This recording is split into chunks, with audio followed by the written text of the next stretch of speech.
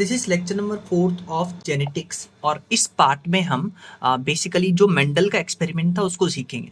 देखिए, मेंडल ने basically 7 character उन्होंने चूज किया था अपने एक्सपेरिमेंट को परफॉर्म करने के लिए। उन 7 कैरेक्टर में हम देखेंगे कि कौन सा डोमिनेंट कैरेक्टर था और कौन सा रिसेसिव कैरेक्टर था, क्योंकि कभी कभी क्या होता है, कंफ्यूजन होता है कि कौन सा डोमिनेंट कैरेक्टर है, कौन सा रिसेसिव कैरेक्टर है। तो पहले हम क्या करते हैं, कैरेक्टर देखते हैं। तो मेंडल ने बेसिकली कौन कौन सा कैरेक्टर चूज किया था। एक तो प्लांट हाइट, ये तो हमें पता है कि प्लांट हाइट में जो डोमिनेंट था वो टॉल है और जो रेसेसिव है वो शॉर्ट है। फिर नेक्स्ट हम बात करते हैं फ्लावर कलर। तो फ्लावर में उन्होंने दो चीज को कंसीडर किया था, एक तो फ्लावर कलर और दूसरा फ्लावर पोजीशन। तो दो कैरेक्टर उन्होंने फ्लावर के रेस्पेक्ट में चूज किया था, flower colour and flower position. Flower colour याद रखिएगा, इसका डोमिनेंट होता है वायलेट और रेसेसिव होता है व्हाइट। और फ्लावर पोजीशन की बात करते हैं तो फ्लावर पोजीशन में जो डोमिनेंट होता है वो एक्सियल और जो रेसेसिव होता है वो टर्मिनल होता है। तो ये आपको याद होना चाहिए। फिर जो पॉड होता है, पॉड का मतलब समझिए, जो पी में आपको ऐसा स्ट्रक्चर देखने को मिलता है, इसके अंदर जो आपको बेसिकली ये पूरा आपके पास पॉड है, इसको पॉड कहते हैं। इसके अंदर वाले को आप सीड कहते हैं, इसके अंदर वाले को आप सीड कहते हैं। ये सीड है, ये पूरा आपके पास पॉड है, फ्रूट जिसको बुलाते हैं। तो पॉड कलर आप नॉर्मली देखते हैं, पॉड कलर कैसा होता है, ग्रीन होता है, तो वही डोमिनेंट होता है, याद रखिएगा, इसमें कंफ्यूजन आता है। और रेसेसिव येलो आता है। फिर पॉड शेप, ये जो पॉड है एक तो ग्रीन और पॉड शेप, तो डोमिनेंट होगा इन्फ्लेटेड और कॉन्स्ट्रिक्टेड होगा रेसेसिव। और फिर सीड, इसके अंदर जो होता है, जो आप देखते हैं नॉर्मली ग्रीन कलर का होता है, वो इमेच्योर होता है। नॉर्मली जो आप ग्रीन कलर देखते हैं वो इमेच्योर होता है। इमेच्योर आप कंज्यूम करते हैं, खाते हैं। पर मेच्योरिटी की बात करते हैं तो सीड कलर डोमिनेंट होता है येलो और रेसेसिव होता है ग्रीन। ये पॉइंट याद रखिएगा, वेरी कंफ्यूजिंग। और फिर सीड शेप होता है राउंड और फिर रिंकल। तो ये जो 7 कैरेक्टर आपको दिख रहे हैं ये कॉन्ट्रास्टिंग कैरेक्टर है। कॉन्ट्रास्टिंग कैरेक्टर मतलब जो आसानी से आप डिफरेंशिएट कर सकते हैं। समझ में आया? तो ये 7 कैरेक्टर, डोमिनेंट कौन है, रेसेसिव कौन है, वो आपको समझ में आना चाहिए। नेक्स्ट हम एक इंपॉर्टेंट पॉइंट की चर्चा करते हैं। वो क्या है कि पहले हमको ये पता होना चाहिए कि पी प्लांट में जो टोटल क्रोमोसोम होता है वो 14 होता है। यानी कि पी प्लांट जो है वो डिप्लॉइड है, और डिप्लॉइड कहने का मतलब उसमें 2n इक्वल टू 14 है। और दूसरा एक पॉइंट याद रखिएगा कि ये जो जितने भी 14 क्रोमोसोम हैं ये सारे क्या हैं, ऑटोजोम्स हैं। ऑटोजोम्स हैं, बॉडी क्रोमोसोम होते हैं जिसको ऑटोजोम कहते हैं। पी प्लांट में सेक्स क्रोमोसोम होता ही नहीं है, ये इंपॉर्टेंट पॉइंट याद रखिएगा कि there is no sex chromosome in pea plant. ठीक है, अच्छा, 2n इक्वल टू 14 है, तो यानी कहने का मतलब, मान लीजिए आपके पास ये पहला क्रोमोसोम है, तो इसी का एक होमोलोगस होगा, तभी तो एक पेयर बनाएगा। तो ऐसे 7 क्रोमोसोम होंगे और 7 का होमोलोगस होगा, तभी तो 14 होगा। तो हम क्या करते हैं, उन 7 क्रोमोसोम को डिस्कस करते हैं कि 7 क्रोमोसोम का फीचर क्या क्या है। ये फीचर इंपॉर्टेंट है, याद रखिएगा। जो क्रोमोसोम नंबर 1 है पी प्लांट में, वो क्या करता है, फ्लावर कलर और सीड कलर को कंट्रोल करता है। इंपॉर्टेंट है, याद रखिएगा। और क्रोमोसोम नंबर 4 जो है वो क्या करता है, वो 3 कैरेक्टर को कंट्रोल करता है, plant height, pod shape and flower position. Very important. और क्रोमोसोम नंबर 5 जो है वो पॉड कलर को कंट्रोल करता है। पॉड मतलब, हाँ, ये जो होता है इसको पॉड बुलाते हैं।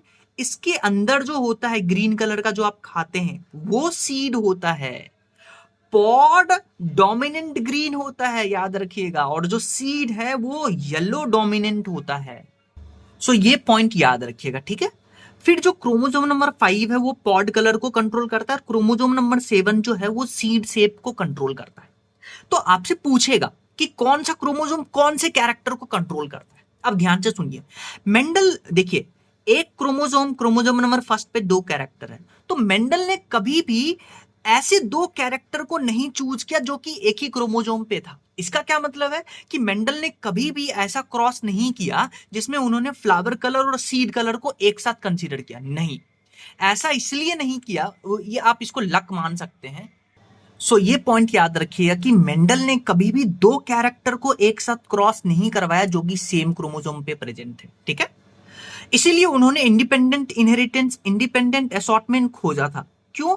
क्योंकि वो अलग अलग क्रोमोसोम पे अलग अलग कैरेक्टर को उठाते थे, ठीक है। तो ये पॉइंट याद रखिएगा। अच्छा, एक हमने बात किया था कि ये जो सीड है डोमिनेंट तो येलो है, पर अगर हम सीड शेप की बात करते हैं तो राउंड होता है डोमिनेंट और रिंकल होता है रिसेसिव। तो हम यही बात करने जा रहे हैं कि ये जो सीड है ये राउंड क्यों होता है और रिंकल क्यों होता है। देखिए, राउंड सीड इसलिए होता है क्योंकि यहां एक एंजाइम प्रेजेंट होता है जिसको बुलाते हैं स्टार्च ब्रांचिंग एंजाइम। तो इसी एंजाइम के कारण सीड राउंड होता है, और अगर ये स्टार्च ब्रांचिंग एंजाइम एब्सेंट है तो ये सीड रिंकल हो जाएगा। समझ में आया क्यों रिंकल होता है? नेक्स्ट अगर हम बात करें कि मेंडल ने कौन सा टेक्निक यूज किया था अपने एक्सपेरिमेंट में, तो मेंडल क्या करते थे, सबसे पहले प्योर लाइन बनाते थे।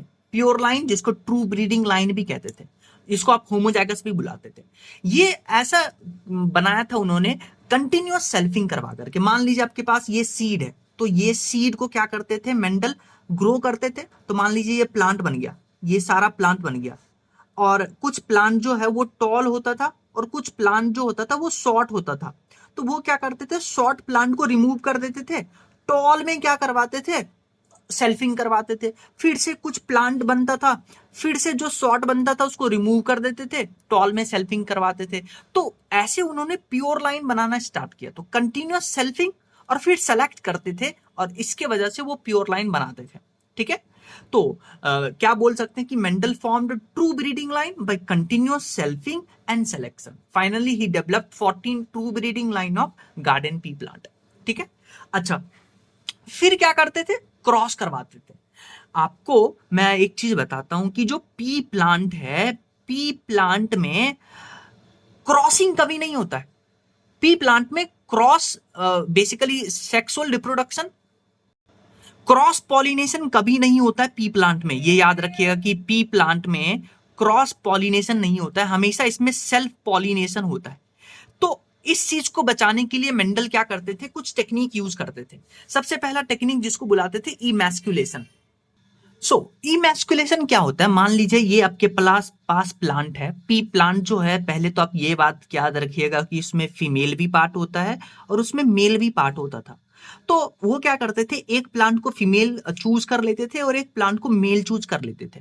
और जिसको फीमेल चूज करते थे उसमें क्या करते थे, वो एंथर को रिमूव कर देते थे। ये एंथर है तो वो एंथर को रिमूव कर देते थे, और एंथर को रिमूव करना है उसको बुलाते हैं इमैस्कुलेशन। तो इमैस्कुलेशन क्या है, removal of anther to stop self pollination. As pea plant में सिर्फ सेल्फ पॉलिनेशन होता था। और फिर क्या करते थे, ये जो फीमेल पार्ट बचा उसको क्या करते थे, बैग इस पे एक कवर चढ़ाते थे। इसको, इस प्रोसेस को बुलाते हैं bagging. So applying a bag to eliminate the chance of undesired pollination, उसको बैगिंग बुलाते हैं। और फिर क्या करते थे, जो दूसरे प्लांट जिसको मेल चूज किया है वहां से वो पॉलिन ग्रेन क्या करते थे, इसके ऊपर डस्टिंग करवाते थे, ठीक है। तो ये याद रखिएगा। फिर जब हम मोनोहाइब्रिड क्रॉस पढ़ते हैं तो उसमें अगर आपसे पूछे कि फिनोटाइप का बताइए कितने टाइप के फिनोटाइप हैं, टाइप्स ऑफ फिनोटाइप, तो आप 2 to the power n formula लगाइएगा। n heterozygous condition. Types of genotype की बात करें तो 3 टू द पावर n, और जाइगोटिक कॉम्बिनेशन की बात करें तो 4 टू द पावर n। तो ये फॉर्मूला आपको याद होना चाहिए।